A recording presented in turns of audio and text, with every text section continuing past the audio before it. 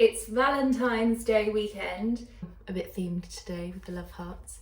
I didn't want to do something cutesy and love hearts everywhere because I don't know what everyone's situation is, and Valentine's Day is a bit silly in my opinion. I thought I would make some crumpets. Who doesn't want a bit of crumpet on Valentine's Day? Eh? Sorry.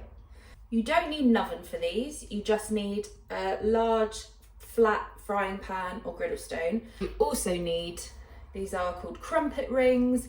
They also make them in silicone if you've got them for poaching eggs. I don't, so I've bought some crumpet rings. They're quite easy to get.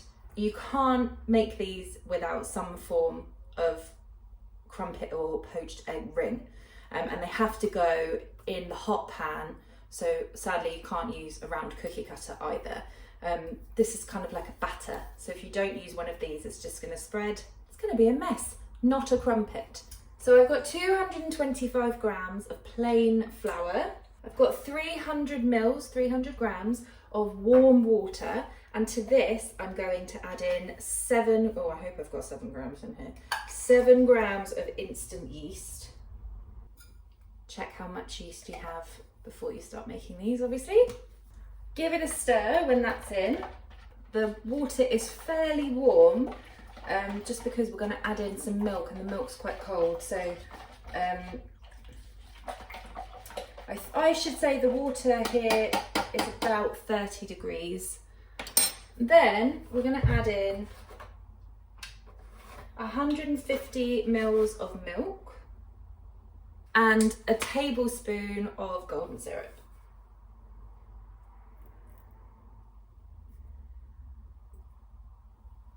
You can measure that by a spoon if you feel happy at doing that. And then give it another stir. And with your flour, you just need to make a well in the center, and we're gonna pour this liquid in.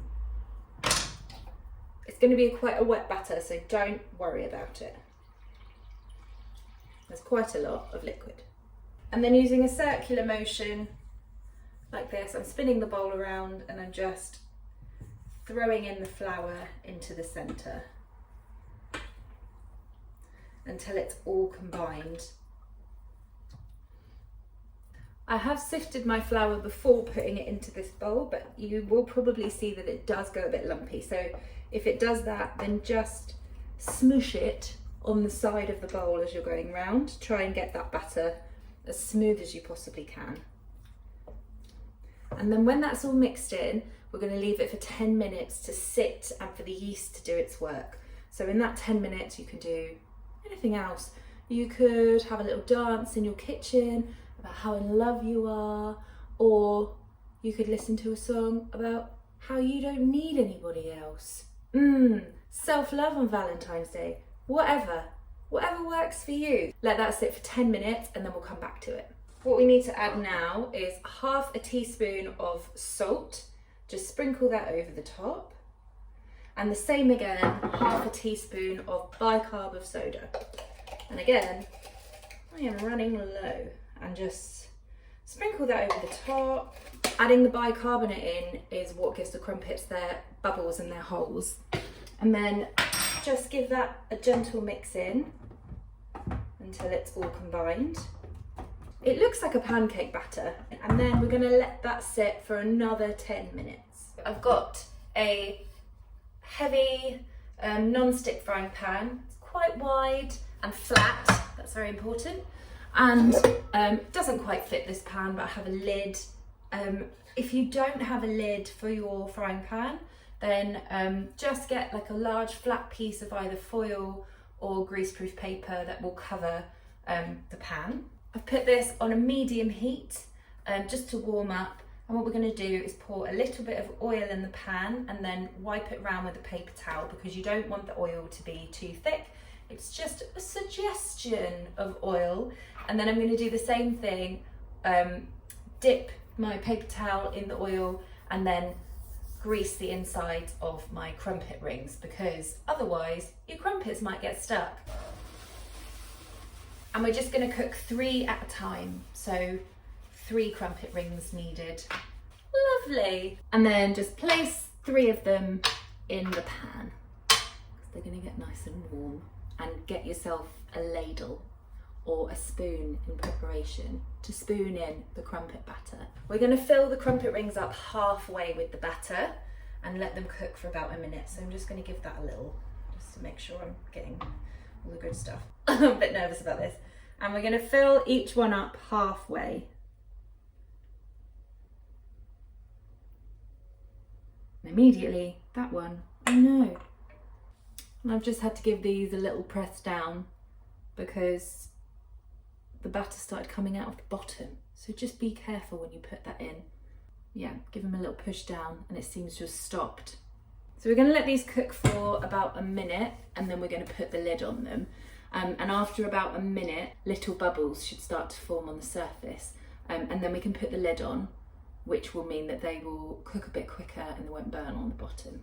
Now this is like magic because I've got little bubbles forming. It's very exciting. I love a crumpet. As you can see, there are bubbles forming on the top, and at this point we want to put our lid on. Sorry about the fire engine. Pop the lid on and then cook that for 5 minutes. It's been 5 minutes. They are looking nice and bubbly, but they need to be sort of set. Well, they need quite a bit. They're getting there. So I'm going to put that lid back on and move that pan a little bit. I'm going to put that lid back on for another 2 minutes. If they're not sort of set on the top, then when we flip them over, all of that runny batter is just going to go everywhere. So just be patient with them. Everyone's hob is different, and I'm just going to wait until they are fine to turn over. But they're looking really bubbly. I'm very excited. This is what we're looking for. They've gone nice and bubbly. This one needs a little bit more time. This one is nice and set on the top. So we're gonna turn these over. Take a spatula or depending on your pan, if you're using cast iron, then a metal one is fine, but a non-stick plastic, please. We're just gonna put them underneath. Oh, it's actually not that bad. And give it a flip. I'm just going to give those another couple of minutes just until they are springy. They feel quite springy. Actually, I might push them down. Oh, hot. Give a little push. Mind your fingers. A little encouraging push. Give those a couple more minutes to cook. I might put the lid back on actually. Why not? And then I'm going to transfer them to a chopping board. Keep that pan on because we've got another 3 to do. Let these rest for a minute and then gently push them out of these rings.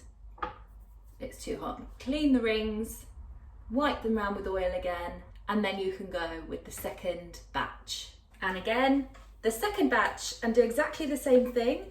I'm going to learn from my mistake last time and press down as I'm pouring this batter in, or go very, very gently, and just keep going until all of your batter is used up. You should get 6. They're all cooked, and there's a crumpet. You can either eat these straight away with loads of butter, and I would suggest Marmite, or grilling some cheese on them, or you can save them for another day and then put them in the toaster.